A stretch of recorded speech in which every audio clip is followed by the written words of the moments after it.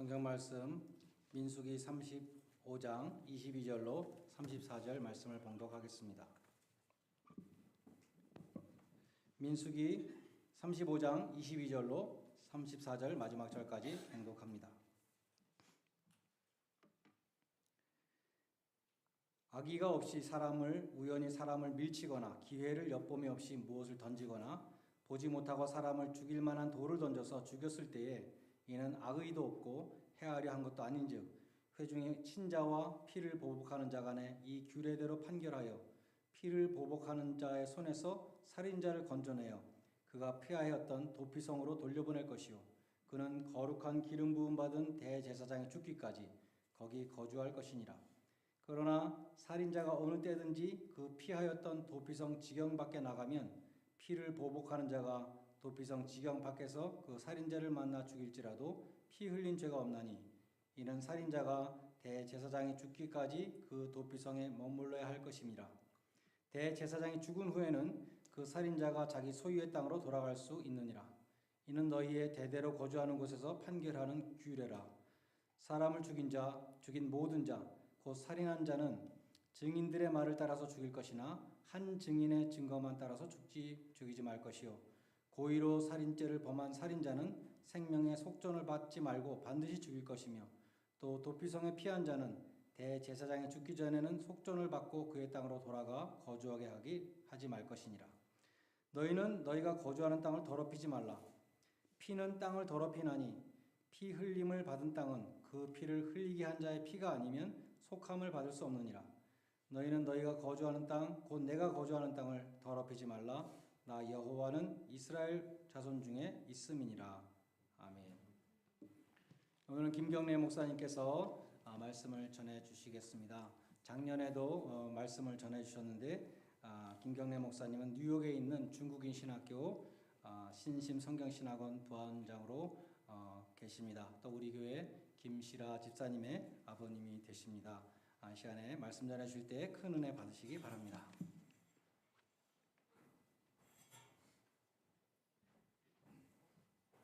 네, 반갑습니다. 작년에 한번 왔었기 때문에 오늘은 제 어눌한 한국말을 알아들으리라고 믿습니다. 오늘 드릴 말씀의 제목은 도피성과 대제사장의 죽음, 도피성과 대제사장의 죽음 이런 제목이 되겠는데요. 본문 말씀은 오늘 읽어주신 민수기 35장 말고도 창세기 9장 또는 8, 9장을 통해서 말씀을 나누고자 합니다. 오늘날 전 세계 인구가 한 70억 됩니까? 제가 잊어버렸는데 70억 그렇게 되나요? 유대인 인구가 1,520만 명 정도 된다고 그러네요. 1,520만 명. 그 중에 이스라엘이라는 나라가 1948년부터 건국을 해서 지금 오늘날 유대인 인구가 이스라엘에만 사는 유대인 인구, 거기에는 유대인 말고도 팔레스타인 사람으로서 시민권자가 또 한 200만 정도 될 겁니다. 그리고 뭐 드루스, 그릭 여러 계통의 사람들이 있는데 소수 민족들이 유대인만 계산하면은 이스라엘에 700만 명, 한 거의 절반 가운 정도 되네요. 그렇게 산다고 하는데 그 1,520만 명 전 세계 유대인 인구 계산하면은 그 전 세계 인구로 보면 인구 분포로 보면은 그렇게 큰 인종이 아닙니다. 소수 민족인데 그 사람들 가운데 여러분이 알다시피 유명한 사람들 또는 부자들이 꽤 많습니다. 여러분 뭐 아시겠죠? 알버트 아인슈타인, 그다음에 칼 마르크스, 그다음에 시그먼트 프로이트, 마크 저커버그 이 사람이 그 페이스북 사장인가요? 그다음에 스티븐 스필버그, 아니면 해리슨 포드 등등 유명하고 돈 많은 사람들이 유대인들이 굉장히 많은데 우리 세계사에 있어서 가장 유명하고 가장 돈 많고는 얘기를 못 하겠네요. 가장 유명하고 가장 영향력 있는 유대인을 꼽으라면 누군지 혹시 아세요? 혹시 아세요? 예수님이십니다. 예수님. 우리는 가끔 예수님이 유대인이라는 사실을 이제 잊고 사는데 우리가 믿는 예수님이 유대인이세요. 유대인으로 태어나셨어요. 근데 이 믿는 사람이든 안 믿는 사람이든 예수님의 그 십자가 죽음, 지난주에 부활 주일이었었는데 부활에 대해서 굉장히 많은 사람들이 얘기를 합니다. 뭐 믿든 안 믿든 상관없이 굉장히 많이 얘기를 하는데 근데 우리가 솔직히 얘기해서 이미 믿는 분들이시겠지만 대부분 이 유대인 예수님의 죽으심, 특별히 죽으심하고 나하고 무슨 관련이 있느냐? 저는 여러분 대부분이 그렇듯이 한국에서 태어나서 거기 자라고 그래서 군대 생활까지 한 사람입니다. 그리고 이제 이스라엘 가서 한 10년 가까이 살 수 있는 기회가 있었는데 하나님의 은혜로 이스라엘 가서 1985년부터 유학 생활하면서 그런 생각을 많이 해봤어요. 나는 이 먼 동방에 떨어져서 살고 있는 한국 사람이고 예수님이 2000년 전에 유대인으로 오셨는데 그분의 죽음 부활, 특별히 그분의 죽음하고 나의 구원하고 무슨 연관이 있는 것이냐 이런 생각을 품고서 많은 생각을 해보게 되었습니다. 그런데 어느 날 1989년 여름철인지 겨울철인지 기억이 안 나요. 1989년은 기억이 나는데 이스라엘에 사는 지 한 4년 지나가지고 그때 저는 이제 히브리 대학교 예루살렘의 히브리 대학교라고 있습니다. 이스라엘의 국립 대학 중에 제일 큰 그냥 secular university입니다. 그냥 일반 대학이에요. 그곳은 그 학자들이기 때문에 그렇게 religious people이 별로 없습니다. 종교적인 유대인들 생각하면 굉장히 종교적인 사람들만 생각하는데 거기는 그렇지가 않아요. 그런 일반 대학에서 성사학과가 있어요. 그 사람들의 성서는 바이블 디파트먼트는 자기들의 그 고전인 구약 성경을 가리킵니다. 신약은 포함이 안 되고 굉장히 중요한 서적이죠 그 사람들한테. 그래서 그 성사학과에서 textual criticism 사본학이라고 그것을 이제 박사 과정을 하고 있었는데 코스웍 있잖아요 박사 과정에도 89년 수업 시간인데 신명기 수업 시간이었어요. 그 교수님은 조금 그 약간 종교적인 분이었어요. 약간이 아니라 상당히 종교적인 분이었던 것 같아요. 그분이 이제 마침 이 도피성에 대해서 강의를 하시는 그런 때였습니다. 그런데 그분은 이제 도피성 가지고 신명기에서 이제 강의를 하시는데 그때 저는 분명히 확신하기는 성령님께서 제 마음에 감동을 주시는데 마치 그 번개불이 그냥 반짝하는 것처럼 성광처럼 제 마음에 많은 생각들이 깨달음이 이제 있기 시작한 겁니다. 굉장히 흥분해가지고 사실 그때 제가 눈물을 굉장히 많이 흘렸어요. 수업 들으면서. 근데 그 순간부터 교수님이 무슨 얘기하는지 귀에 하나도 안 들어와요. 지금까지 생각이 안 나요. 그 시간에 그 양반이 무슨 얘기했는지 전혀 생각 안 나고 성령께서 제 마음에 도피성과 관련된 것을 깨닫게 하시는데 얼마나 울었는지 몰라요. 그래서 남들 우리 이제 다들 이제 주이시 이제 그 학생들이죠. 유대인 학생들인데 누가 볼까봐 손으로 계속 눈을 말리면서 이렇게 있었는데 그런 순간이 있었습니다. 그때 제가 도피성에 이런 뜻이 있었구나 이것을 이제 분명히 깨달았어요.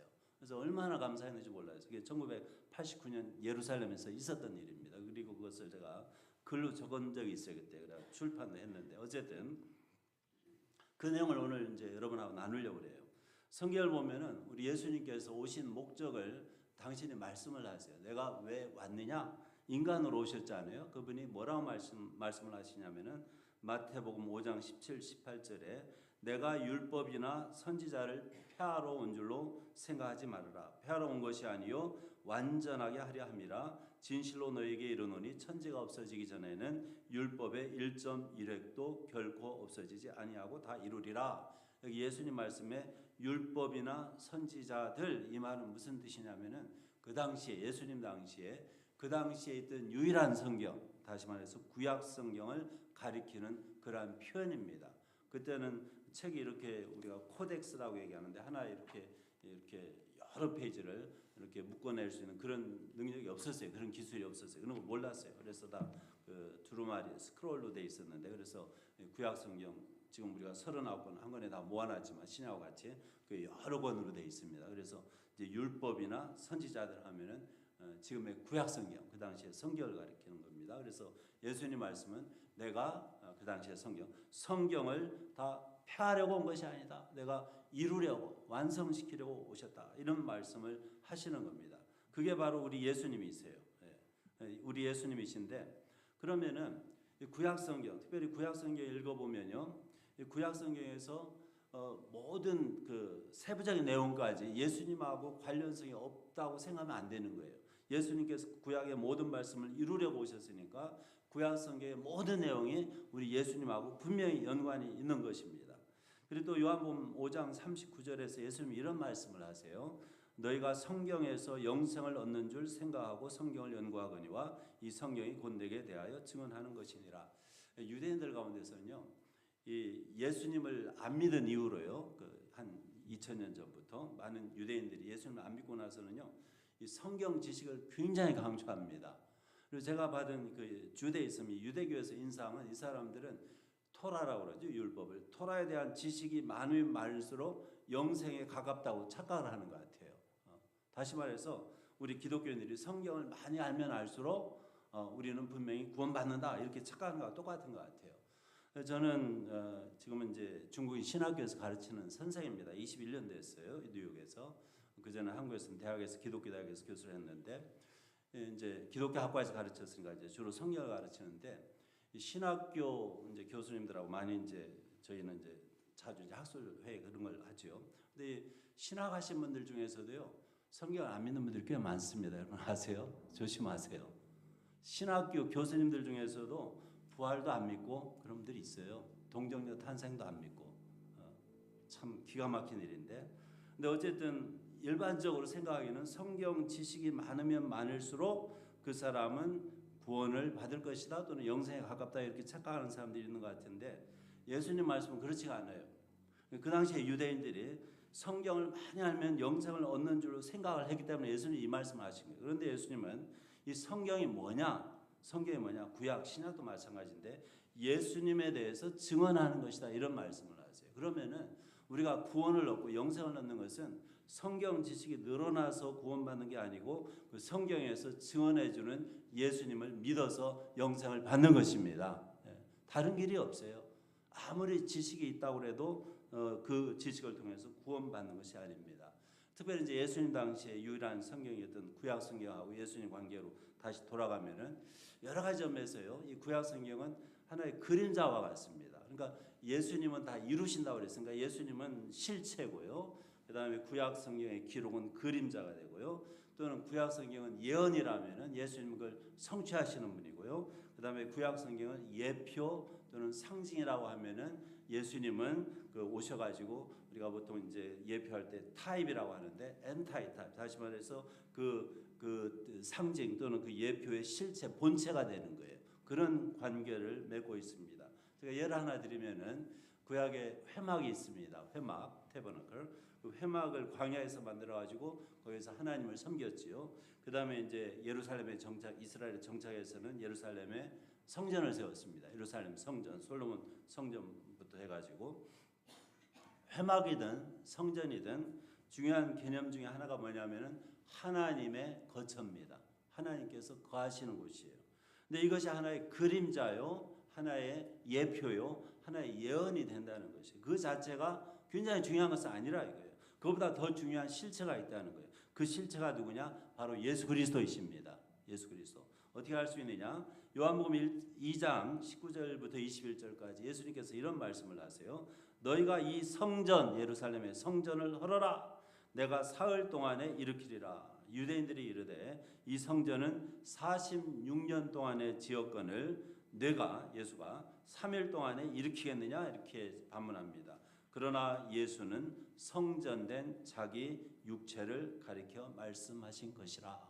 그 구약에서 그 성전이든 회막이든 그 자체가 가장 중요한 게 아니라 이거예요. 그것이 의미하는, 그것이 예표하는 그 예수 그리스도가 더 중요하다는 것입니다. 예수 그리스도는 하나님이 그 안에, 그 육신 안에 거하시기 때문에 바로 하나님의 성전인 것입니다.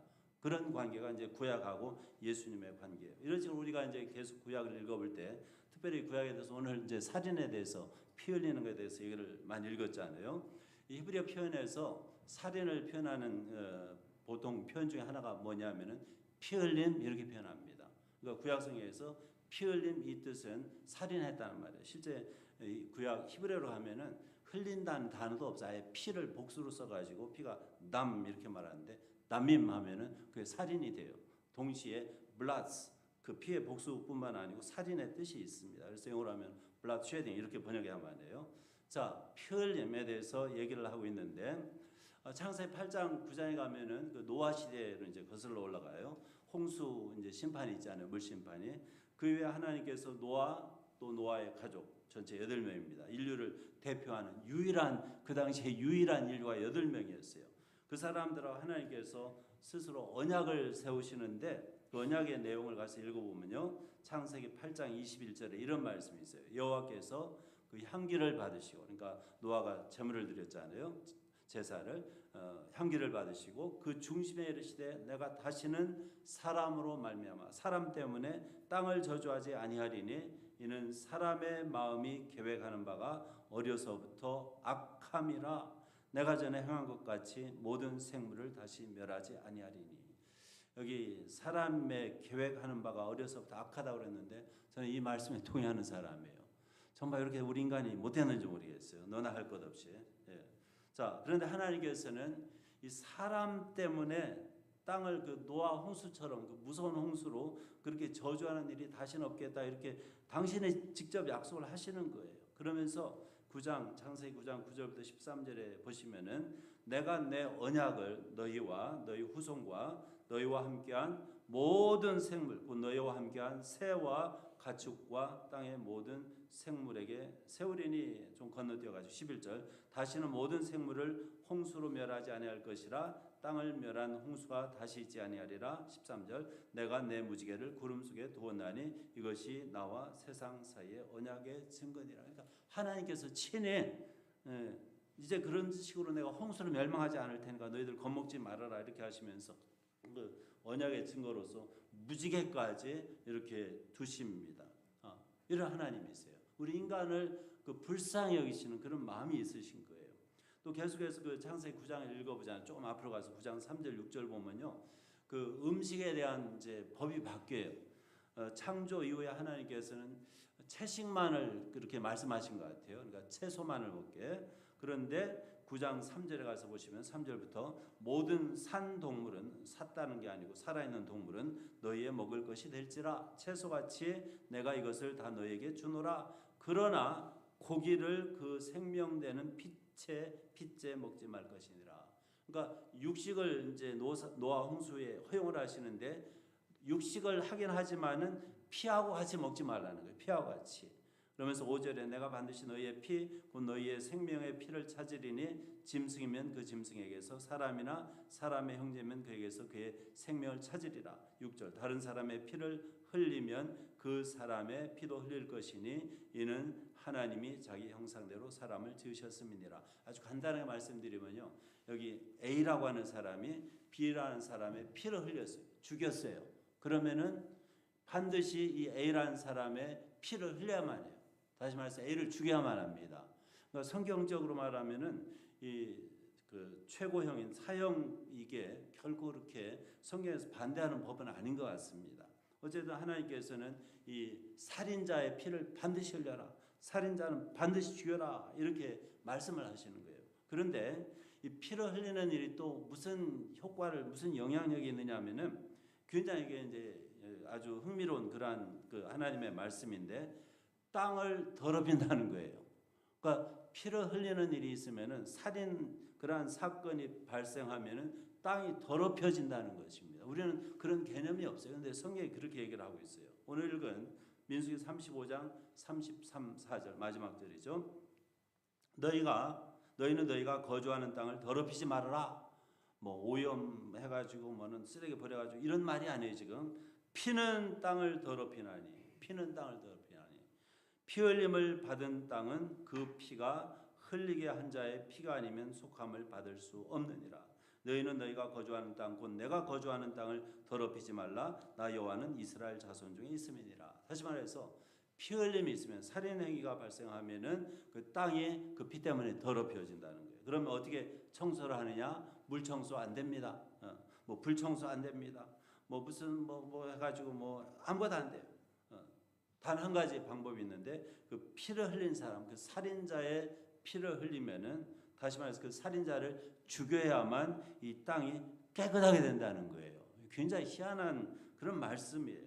그래서 이제 이 도피성의 규정이 이 피 흘림하고 연관이 됐는데 이 도피성에 대한 규정이 민수기 35장에 나오죠. 그 다음에 신명기 19장에 나오고 여호수아 또 20장에 나와요. 출애굽기 아주 간단하게 나오고 이게 굉장히 중요한 그러한 규례 중에 하나입니다. 구약의 말씀이 하나의 예표가 된다, 또 하나의 상징이 된다, 뭐 이렇게 말씀드렸잖아요. 그림자가 된다 그랬는데 도대체 이게 뭘 의미하길래 이렇게 하나님께서 이것을 중요시하는지 그걸 이제 얘기하려고 합니다. 자, 이제 이 땅이 더럽혀진다. 피 흘림 때문에. 또 그 땅을 청소하는데 그 흘린 사람의 피밖에 안 된다. 이렇게 이제 얘기를 했는데, 근데 문제가 있어요. 사람이 살인 사건이 일어날 때 적어도 두 가지 가능성이 있습니다. 첫 번째는 의도적으로 죽일 수가 있어요. 고의로. 두 번째는 실수로 살인할 수가 있어요. 여러분 혹시 실수로 살인해 보셨어요? 네. 그런 일이 없기를 바랍니다. 두 가지 경우가 있어요. 그러면은 의도적으로 고의로 사람을 죽이면 피를 흘리면 어떻게 하느냐? 아주 간단해요. 그 사람 죽이면 돼요. 그냥 해결. 그러면 이제 땅이 깨끗하게 되는 거예요. 그것이 이제 35장 민수기 35장 10절부터 15절까지 기록이 돼 있어요. 그런데 문제는 이 도피성 제도가 있어가지고 이제 여섯 개의 성을 이제 처음에 준비하는데 도피성으로 지정을 하는데 이 고의로 죽인 사람도 거기로 도망갈 수가 있거든요. 살인한 사람은 거기로 도망해서 보호를 받을 수가 있어요. 보호를 요청할 수가 있는데 고의로 사람 죽이고서 거기로 도망갈 수가 있거든요. 그래서 이제 10절부터 15절까지 너희들이 가나안 땅에 들어가면은 그다음에 도피성을 정하는데 6개 정하는데 여호수아 보면은 게데스, 세겜, 헤브론, 베셀, 라못, 골란이 6개의 성 이름이 나와요. 근데 그 6개의 성은 다 레이지파 성입니다. 레이지파들이 분산되지 않습니까? 그 중에서도 헤브론은 제사장 집안이 사는 그러한 성이에요. 그래서 몽땅 레이지파 성읍인데, 자 11절에 35장 11절에 너희를 위하여 성읍을 도피성으로 정하여, 성읍을 도피성으로 정하여 6개 처음에 시작합니다. 부지 중에 살인한 자가 알지 못하고 살인한 자가 그리로 피하게 하라 이렇게 말합니다. 그 다음에 이 도피성은 분명히 부지 중에, 그러니까 알지 못하고 고의적이 아니고 실수로 또는 알지 못하고 살인한 사람을 위한 그러한 제도입니다. 그게 이제 분명히 도피성에 대한 제도를 말씀하셔서 시작하는 건데, 그러면 이제 살인자가 이제 거기로 도망할 거 아니에요. 거기서 도망해가지고 얘기를 합니다. 제가 실수로 사람을 죽였습니다 하면은 그 도피성에 있는 레이지파 사람들이 받아줘야만 해요. 그런데 문제는 이 사람이 거짓말을 할 수도 있어요. 고의로 사람 죽여놓고 보호를 받으려고 거기로 도망칠 수도 있잖아요. 또 실제로 사람 실수로 사람 죽이고 뭐 도망하는 사람들도 있겠고요. 일단 그게 이제 받아들이는데 거기에서 끝나는 게 아니고요. 도피성에 이제 도망갔는데 6군데가 있는데 그것도 교통을 아주 좋게 잘 길을 닦아가지고 도망하기 쉽게, 그것도 이렇게 지점마다 가나안 서쪽에 3군데, 동쪽에 3군데, 그러니까 고속도로를 내야겠죠. 거기까지는. 거기 이제 도망가 있는데 거기서 끝나는 게 아니에요. 그 다음에 어떤 일이 있느냐? 재판에 들어갑니다. 재판이 열려요. 그게 이제 35장 12절에 이는 너희가 복수할 피를 갚을 자에게서 도피하는 성을 삼아 살인자가 회중 앞에 서서 판결을 받기까지 죽지 않게 하기 위함이니라. 그러니까 재판 받을 때까지 일단 보호를 해주는 거예요. 자, 그러면은 이제 재판에 들어가는데 이 성경에는 어디서 재판받는지는 기록이 없어요. 근데 여기 회중 앞에 서서 판결을 받기까지 이 말씀을 보아서 아마도 자기 고향으로 가서 받든지 아니면 사건 현장 근처에 가서 받든지 그럴 것 같아요. 도피성에서 재판을 받으란 말은 없어요. 아닌 것은 분명해요. 그래서 도피성에서 나와가지고 이제 재판정으로 가는데 재판이 열리지 않아요. 그 다음에 이제 재판에서 이제 증인들까지 오고 뭐 이제 그다음 원고 피고 다 이제 오겠죠. 자, 그렇게 해가지고 이제 재판이 열리는데 그 재판에서 이 사람이 고의로 살인한 사람이다 이게 확인되면 어떻게 하느냐? 길게 설명이 되어 있어요. 16절부터 21절까지 그 당시에 고의적인 살인의 가능성을 예를 들어서 16절에 만일 철연장으로 사람을 쳐 죽이면 그는 살인자니 그 살인자는 반드시 죽일 것이요. 만일 사람을 죽일 만한 돌을 손에 들고 사람을 쳐 죽이면 이는 살인한 자니 뭐 이렇게 쭉 이제 얘기를 길게 하고 있는데 여러 가지 예를 통해서 뭐 여기뿐만 아니에요. 여기에 기록된 것뿐만 아니고 어쨌든 고의성이 있으면은 어떻게 하느냐? 21절에 아기를 가지고 손으로 쳐 죽이면 그 친자는 반드시 죽일 것이니 이는 살인하였습니다. 피를 보복하는 자는 살인자를 만나면 죽일 것이니라. 그 당시에는 지금처럼 공권력을 통해서 모든 것이 이런 사법이 이루어지는 것 같지는 않고요. 그러니까 내가 내 친척 중에 내 가족 중에 한 사람이 살인됐다. 고의적인 살인이다 그러면은 내가 원수 갚을 권한이 있는 거예요. 그러니까 내가 처음으로 돌을 들어서 그 살인자에게 던진다든지 이런 식으로 이제 무리가 이제 같이 던져가지고 이제 집행을 하겠죠. 사형 집행을. 이런 식으로 이제 권한이 생기는 겁니다.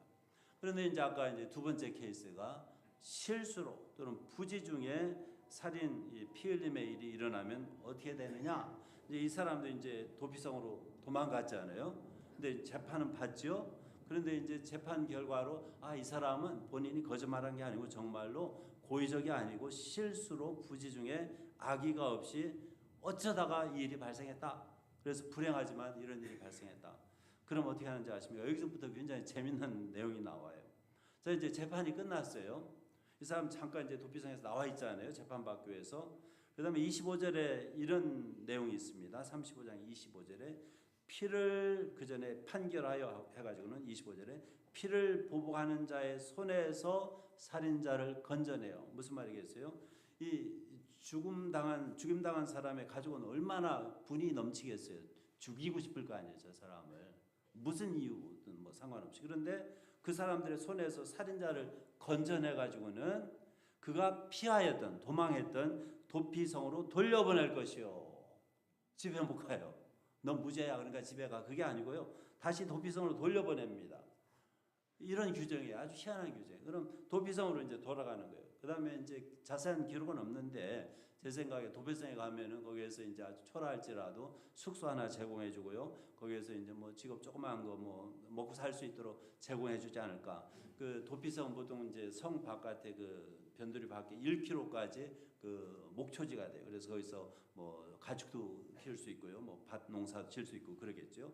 그래서 그게 이제 도피성의 범위인데 거기서 떠나면 안 돼요. 그래서 이제 이 실수로 살해한 사람이 그 도피성에 삽니다.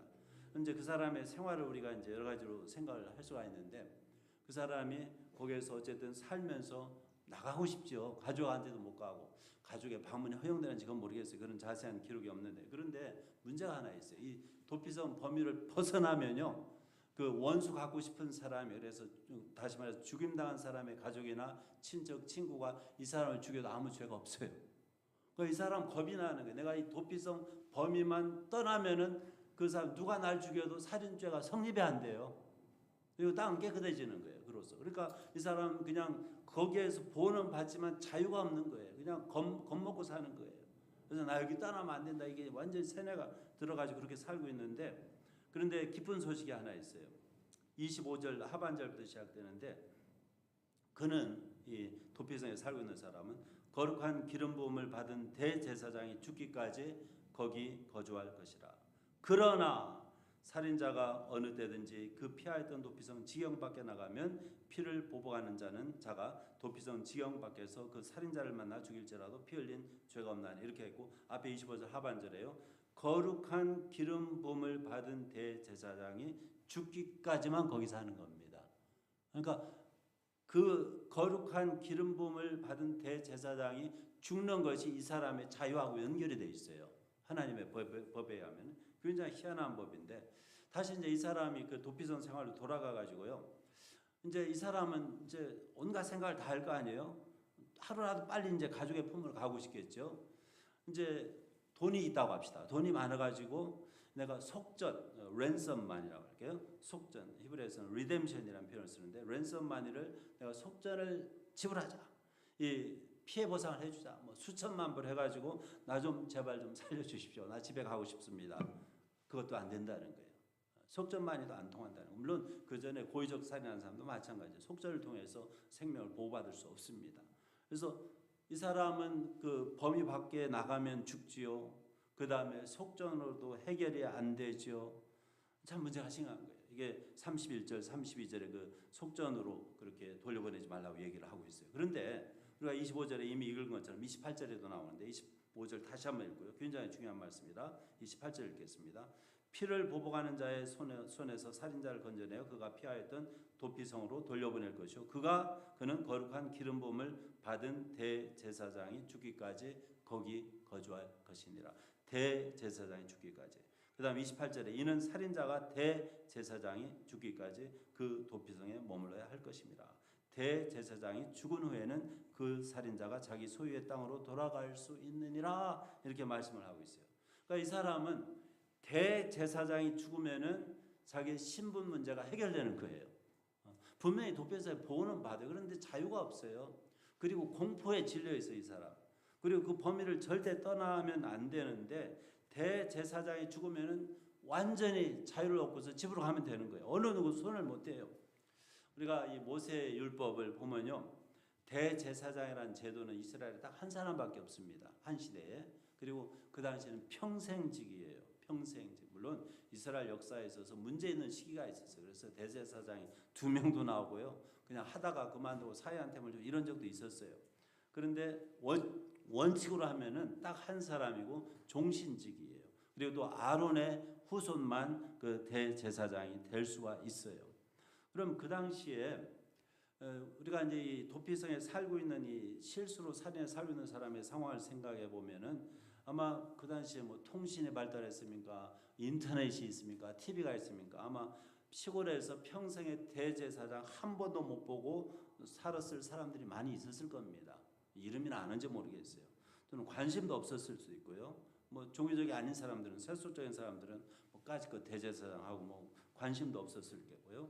근데 이 사람은 이 도피성에 들어가서 거기에 묶여서 지내는 동안에 그 전에 생각도 안 하고 중요하지도 않았던 대제사장이 굉장히 중요한 존재가 되는 거예요. 그 순간부터. 왜냐하면 대제사장의 죽음이 내 신분을 완전히 바꿔버리거든요.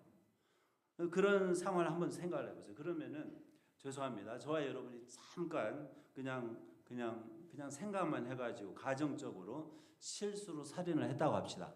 그래서 이제 도피성에 살고 있어요. 그럼 여러분 뭐라고 기도하시겠어요? 한번 기도해 보세요. 지금부터 시작. 기도 소리가 안 들리네요. 살고 싶지 않으세요? 네. 한번 해보세요. 기도를. 왜 사람 죽으라고 그러세요? 괘씸하시네. 네. 저라면은 이렇게 기도할 것 같아요. 날마다 하나님 제발 간구하게 기도할 것 같아요. 저 대제사장 저 양반 빨리 돌아가시게 해주세요. 그렇게 기도하지 않겠어요? 분명히 그렇게 기도할 거예요. 좀 나쁜 사람은 어디서 사진 하나 구해가지고 날마다 던져가면서 꽃이 같은 거 빨리 죽어라 하면서 그럴 수도 있을 것 같아요. 저분이 돌아가셔야만 내가 진정한 자유를 얻습니다. 하나님 법이 참 희한해요. 내가 저 사람 미워하지 않아요. 하나님 아시지 않아요. 나 대제사장 미워하지 않아요. 만난 적도 없어요. 그 전에 관심도 없었어요. 그렇지만 저 사람이 죽어야만 내가 자유를 얻습니다. 제발 좀 빨리 돌아가시게 해주세요. 그 얼마나 사무치는 기도를 하겠어요. 그 날마다 하겠어요. 시간마다 하겠죠. 순간마다 하겠죠. 어떻게 보면 우리 인간의 상태가요, 실수로 살인해가지고 도피성에 살고 있는 사람 비슷한 것 같아요. 굉장히 비슷해요. 제가 볼 때. 우리가 보통 이제 원죄에 대해서 얘기를 합니다. 아담 하와, 인류의 조상 아담 하와가 하나님 말씀을 불순종해서 선악과를 따먹은 그 원죄에 대해서 얘기를 하는데요. 그 원죄가 우리 모든 그 아담의 후손에게까지 전가되었다, 이런 얘기를 신학자들이 하거든요. 그 원죄가 우리까지 좀 설득력이 떨어지지 않아요, 사실은. 많은 사람들이 이제 복음 전하다 보면 나 도덕적으로 뭐 문제 없다 이렇게 얘기하는데, 근데 문제는요, 우리가 신문만 펼쳐봐도 압니다. 이 세상이 죄악투성이에요. 사람이 하는 짓 참 악한 짓이 많아요. 너나 할 것 없이. 근데 어쨌든 뭐 착하게 살려고 하더라도 하나님 말씀 보기 전까지는 몰랐는데 하나님 말씀 보면은 왜 이렇게 날 자꾸 죄인이라고 괴롭히는지 몰라요. 여러분 그런 경험 해보셨어요?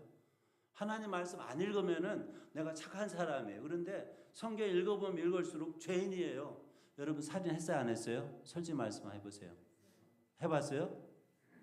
안 했지요. 안 했는데 예수님 말씀 딱 열어보니까 했어요, 안 했어요? 했잖아요. 미워하는 자, 형제를 미워하는 자 살인이라고 했잖아요. 간음하신 적 있어요, 없어요? 손들 좀 하세요. 속으로 대답하세요. 한 적 있잖아요.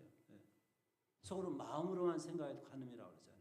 하나님 말씀을 보면 볼수록 내 죄가 자꾸 드러나는 거예요. 못 살게 구는 거예요. 자, 이러한 어떻게 보면 실수로 살인해서 도피성에 와 있는 사람 비슷한데, 어떤 사람이 도피성에 와 있는 사람이냐? 하나님의 말씀이 우리에게 도피성과 비슷한 것 같아요. 특별히 율법이에요. 모세 율법이. 왜냐? 모세 율법을 그대로 지키잖아요. 순종하지 않아요. 하나님 보호를 해주세요. 우리가 하나님의 말씀을 100% 순종할 능력이 있다면 절대 심판 안 받습니다. 근데 문제는 이 하나님의 말씀을 100% 지킬 수 있는 능력이 없어요, 우리에게.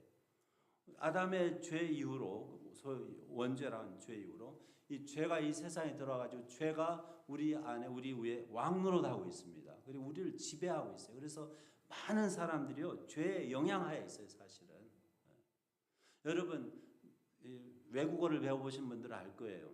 그냥 이렇게 살면서 생활해서 욕 배우기는 쉬워도요 어려운 말 배우기는 고급스러운 말 배우기는 힘들잖아요. 그래요 안 그래요? 이상한 욕은 어디서 쉽게 배우는데 저기는 아주 점잖은 말은 배우기가 힘든 것 같더라고요. 일반적으로 예수님께서 이 세상에 사람의 모습으로 오셨는데 성경에서는 그분이 왕으로 오신 것도 얘기하지만 특별히 히브리서 같은 데 보면은 대제사장으로 오신 것도 얘기를 해요. 그런데 우리는 도피성에 사는 사람처럼 그 안에 가만히 있으면은 그러니까 하나님 말씀 그대로 지키고 살면은 보호는 받는 것 같은데 자유가 없는 거예요. 진정한 생명이 없는 거예요. 그런 상황이 우리의 그 현 주소가 아닐까 싶습니다. 하나님께서는 이 법을 주신 하나님께서는 당신의 아들 예수님을 대제사장으로 임명하셨습니다. 그러면 우리가 진정한 자유를 얻으려면 다른 방법이 없어요. 그분이 돌아가시기를 기다려야만 하는 거예요. 그것이 바로 복음입니다. 그분이 돌아가시고 부활하셔야만 그걸 믿는 사람이 진정한 자유를 얻고 영생을 얻을 수가 있습니다. 율법이라는 건 하나님의 말씀은 전반적으로 우리에게 죄를 깨닫게 하거든요. 우리에게 온전한 자유를 못 줘요. 그렇지만 그 안에 소개하고 있는 그 예수님, 실체이신 그 예수님이 돌아가시고 우리 죄를 위해서 대신 돌아가시고 그 다음에 그분이 살아나신 것을 믿을 때에 이 땅도 깨끗해지는 거고 내 죄도 깨끗해지는 거고요. 내 피를 흘릴 이유가 없는 거예요.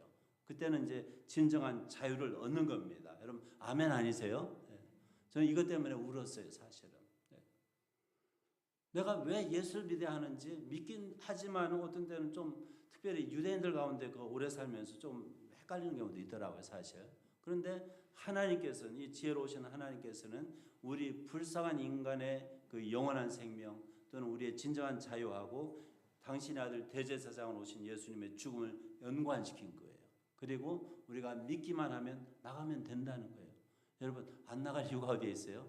이 대제사장이 죽은 것을 듣고서 이 도피성 안에 있던 사람 나 그거 안 믿어. 그 말도 안 돼. 그냥 합리성이 떨어져. 이렇게 해가지고 안 나가면 자기만 손해죠. 왜 그렇게 연결시켰는지 그걸 물을 이유가 없잖아요.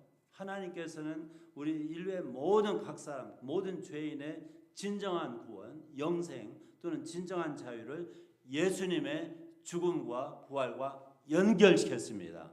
믿으시기 바랍니다. 물론 이것이 이러한 하나님의 그러한 원칙이 저한테는 굉장히 비합리적으로 들려요. 저는 이제 학문을 하는 사람이기 때문에 합리성을 굉장히 추구하는데 너무 비합리적인 거예요.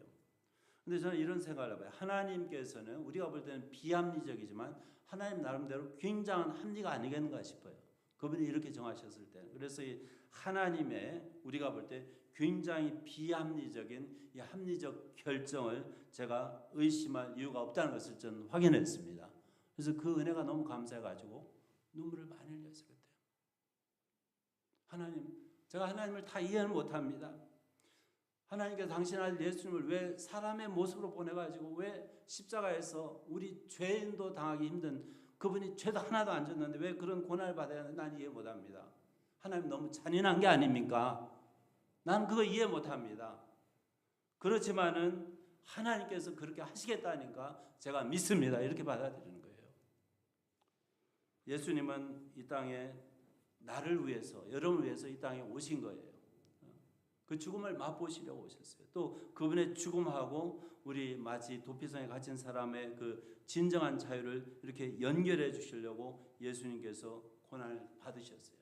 그분의 피 흘림 때문에 내가 죄로서 피를 흘린 그 오염된 땅이 깨끗해지는 것처럼 내 자신이 깨끗해지는 거예요. 깨끗하게 그 씻음을 받고 내가 진정한 나의 고향으로 돌아갈 수가 있습니다. 여러분 도피성이라는 것은요, 이 사람들의 이 도피성에 살고 있는 이 살인자들의 고향이 아니에요.